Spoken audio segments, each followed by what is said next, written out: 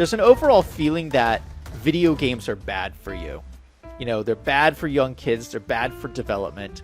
And, you know, you see this whenever there's anything like violent that happens, that it's the fault of video games. And I don't know, I just have a problem with that. I mean, it's not... Technology is never bad. Technology by itself is not what's causing people to do bad things. It's how you use technology. And technology can always have such a positive impact on people's lives. I mean, I don't understand why people choose video games to just trash all the time. Now, granted, there is real problems with video games, like, you know, video game addiction is a real thing. And if you're spending, you know, 8 hours a day playing video games, that's probably not very good.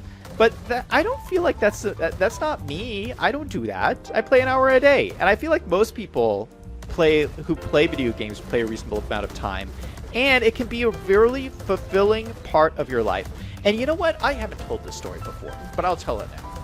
So one of the things I used to do when I was younger, like when I was in high school, I used to babysit occasionally for some kids. And let me tell you, I was the world's coolest babysitter, okay? If I was babysitting you, you would have a lot of fun. And one thing that we would do is we would play video games together. But not a whole lot. It would be limited. They would get 1 hour a day. 1 hour a day to play some video games. And what we would do, we would play, this was like back in the day. You gotta understand, this was like back in the day. We would play Final Fantasy. This is one of the early Final Fantasy games. And Final Fantasy is a lot of reading.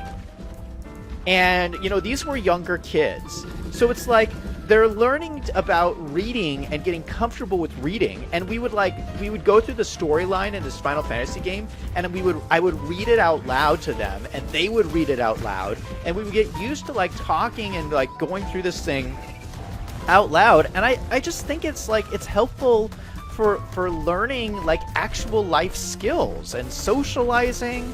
And I think there's just so many good things that can come out of video games if you use it in a positive way, which is just like any other kind of technology. You use it to empower your lives to do great things and to have fun and have a good time while you're doing it. Jesse Realm is a big Minecraft player as well. And I think Minecraft is also one of those games where you can just do some really cool things and use it as a way to express yourself and be creative. There's this, you know what, this Saturday actually, we're playing Bedrock with subs on the Yeet realm, on the Yeet server. Wait, Liam, have you ever been on the Yeet server before? I don't know if you've joined the Yeet server when we were on there. But it is really mind-blowing what these young people have done on this Minecraft server.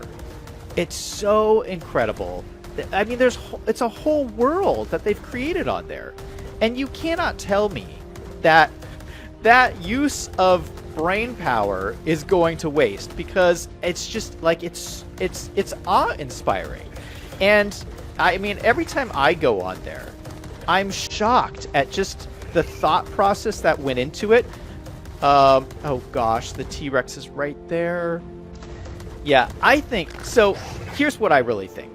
Okay, you look at these people who play on the Yeet realm.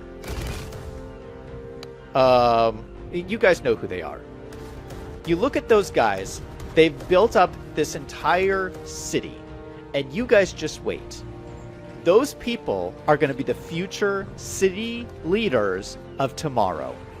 They're going to be running towns, building roads, building businesses, building corporations, and I'm telling you, it all started back in the day when they were building those worlds on Minecraft. Because it's the same thing. It takes a dream and a thought process and figuring out how to put it together, and they are learning about how to put together their life by playing Minecraft.